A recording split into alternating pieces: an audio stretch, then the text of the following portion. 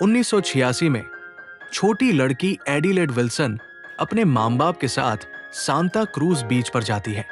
वो खेलते खेलते एक शीशों की भूल भुलैया में चली जाती है, जहां उसे अपनी ही शक्ल की एक और लड़की दिखती है। वो डर के मारे बेहोश हो जाती है और जब होश में आती है तो कुछ भी याद नहीं रहता।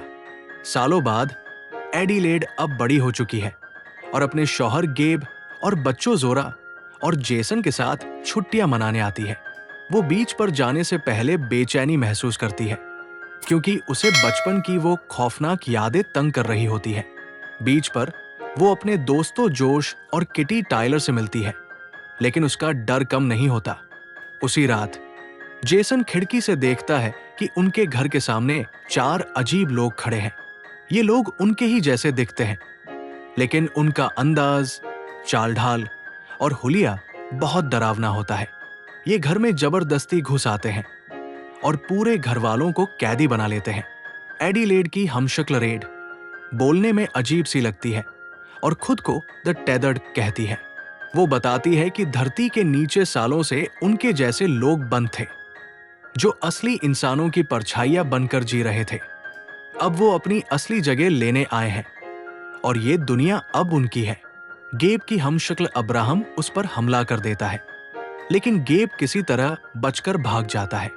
जोरा की हमशक्ल अम्ब्रे उसका पीछा करती है और जेसन की हमशक्ल प्लूटो उसे डराने की कोशिश करता है। रेड एडिलेड को हथकड़ी लगा देती है और उसे अकेला छोड़ देती है, लेकिन एडिलेड किसी तरह अपने आप को छुड़ा लेती है और अपने घर वालों को बचाने की कोशिश करती है। अब उन्हें समझ आता है कि ये हमशक्ल सिर्फ उनके नहीं, बल्कि पूरे मुल्क में हर किसी के खिलाफ निकले हैं। वो जल्दी से अपने दोस्तों जोश और किटी के घर जाते हैं मदद के लिए। जोश और किटी सोचते हैं कि सब कुछ ठीक है, लेकिन उनके भी हमशक्ल आकर उन्हें बेरमी से मार देते हैं। अब एडिलेड का पूरा परिवार इन हमशक्लों से बचने की कोशिश करता है। वो इन पर हमला करते हैं और किसी तरह अपनी जान बचाकर भागते हैं। रास्ते में अम्ब्रे उनकी गाड़ी पर चढ़कर हमला कर देती है। जोरा हिम्मत दिखाकर उसे गाड़ी से गिराकर खत्म कर देती है।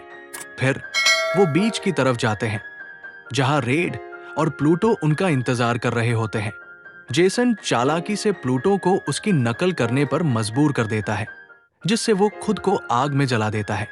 अब सिर्फ रेड बचती है, जो जेसन को उठाकर भूल भुलैया में ले जाती है। एडिलेड उसे बचाने के लिए उस भूल भुलैया में वापस जाती है। अंदर जाकर उसे एक छुपी हुई अजीब सी जगह मिलती है, जहां द टेदर्ड के लोग बरसों से रह रहे थे। यहां एडिलेड और रेड के बीच एक जबरदस्त लड़ाई होती है। आखिरकार एडिलेड रेड को मार देती है और जेसन को बचाकर बाहर ले आती है। एडिलेड अपने परिवार के साथ गाड़ी में बैठकर वहां से निकल जाती है, लेकिन जेसन अपनी मां को अजीब नजरों से देखने लगता है। एक फ्लैशबैक में पता चलता है कि असल में बचपन में रेड ने असली एडिलेड को मारकर उसकी जगह ले ली थी। यानी कि जिस एडिलेड को हम पूरी फिल्म में देख रहे थे, वो असल में द टेदर्ड वाली रेड थी। जेसन ये सब समझ जाता है, लेकिन कुछ नहीं कहता, बस अपनी मां को देखता रहता है। आखिरी सीन में दिखाया जाता है कि द टेदर्ड पूरे मुल्क में एक दूसरे का हाथ पकड़कर लंबी कतार में खड़े हैं।